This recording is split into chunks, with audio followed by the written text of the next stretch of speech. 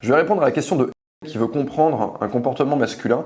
Donc elle a eu une relation de plan cul avec un mec, ce mec s'est mis en couple et il a continué de lui écrire et de la chauffer en lui envoyant des sextos. Et pour expliquer ça, il lui disait qu'il était dubitatif par rapport à sa relation, qu'il y avait des côtés cool et des côtés moins cool. Déjà, ce qu'il faut noter, c'est que ça, c'est ce que le mec te raconte. Et ce que le mec te raconte, ça n'est pas nécessairement la réalité. C'est tout à fait possible qu'un mec, il ait un début de relation qui se passe à merveille, où lui, il est globalement très satisfait. Il y a toujours un petit peu d'insatisfaction quand il dit oui, il y a des côtés cool et des côtés moins cool. Il donne pas les proportions. C'est sûr que si le cool c'est 90% et que le moins cool c'est 10%, c'est une relation qui est tout à fait acceptable. Et d'ailleurs, c'est même bien d'avoir une petite, on en parlait l'autre jour dans une question, je ne sais plus laquelle, mais de garder toujours une petite marge d'insatisfaction, de frustration qui fait qu'on a envie de continuer à travailler sur la relation. Bref, ça c'est ce que le mec dit. Et ce que le mec dit, ce n'est pas la réalité. Il faut toujours bien séparer ce qu'un mec va raconter, sa narration. Là, il explique juste un comportement. Il essaie de le faire de la manière la plus logique et compréhensive possible. En fait, qu'est-ce qui se passe derrière? Ce qu'il faut comprendre, c'est le comportement masculin. Le comportement masculin, c'est quoi? C'est que les hommes vont chercher à cultiver l'abondance. L'abondance sexuelle. Pourquoi ils vont chercher à cultiver l'abondance sexuelle? Qu'est-ce que c'est l'abondance sexuelle? En gros, pour un mec, ça consiste à ne pas se fermer de porte. C'est quoi? C'est je démarre une relation avec cette nana, on est à 2-3 mois, on ne sait pas encore ce que ça va donner. On sait tous qu'à 2-3 mois, ok, on est en début de relation, mais ça ne veut pas dire que ça va durer 10 ans, et ça ne veut pas dire que les choses vont forcément bien fonctionner dans les mois à venir. Et donc, ce mec-là, qu'est-ce qu'il fait? Il ne se ferme pas des portes avec les femmes avec qui il a déjà précédemment eu des relations sexuelles. Et d'ailleurs, il faut comprendre un truc, c'est que ce comportement-là, il est dirigé vers les femmes avec qui il a déjà couché. Il va pas s'amuser à envoyer des petits textos avec les femmes avec qui il n'a pas couché, dont il a juste le numéro, avec qui, voilà.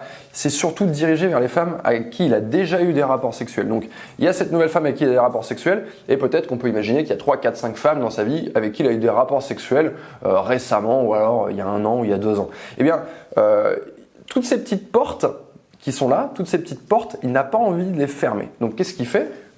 Il va mettre un petit sexto par là, un petit message de news par là, tac, tac, tac, un petit like par là, un petit j'aime par là, une petite réaction à une story. Et de temps en temps, comme une petite pièce dans un parc-mètre, il n'y a pas besoin d'en mettre une très fréquemment, mais on en met une de temps en temps.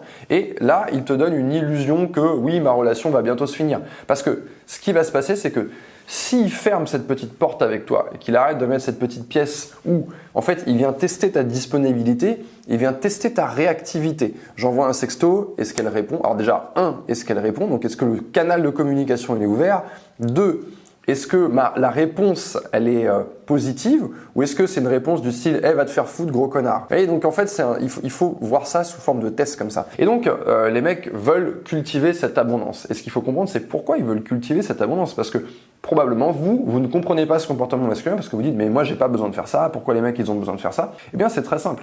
Un mec cherche à cultiver l'abondance sexuelle, donc à ne pas se fermer toutes ces petites portes parce que la base de sa vie, c'est une rareté. Rareté, abondance. Les hommes évoluent dans un état de rareté, contrairement à ce que vous pouvez penser. Et les femmes, elles, concernant le sexuel uniquement, évoluent dans un état d'abondance.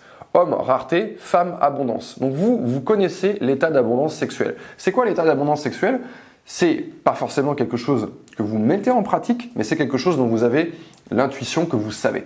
C'est-à-dire que vous savez que si vous allez sur un site de rencontre, ou n'importe où, ou dans une boîte de nuit, si vous voulez coucher avec un mec dans les 10 minutes, dans les 15 minutes, dans les 30 minutes, dans les 1 heure, avec un mec, eh bien, vous pouvez le faire. Et justement, vous allez être sélective parce que vous avez cette abondance. Parce que vous avez cette abondance, vous pouvez vous dire, bah non, j'ai pas envie de lui, j'ai pas envie de lui, j'ai pas envie de lui, je veux un mec comme ça. Les mecs, eux, ne connaissent pas ça. Eux, ils sont dans un état de rareté. Et l'abondance, c'est quelque chose de très rare. Il n'y a que 1%, 2 ou 3% des mecs qui ont un véritable état d'abondance où vraiment ils sont comme une femme, on va dire, qui s'en donne les moyens, bien sûr, mais je suis pas en train de dire que toutes les femmes sont sur un pied d'égalité. De même que chez les hommes, il va y avoir des différences d'aptitude à séduire, de capacité à séduire, etc.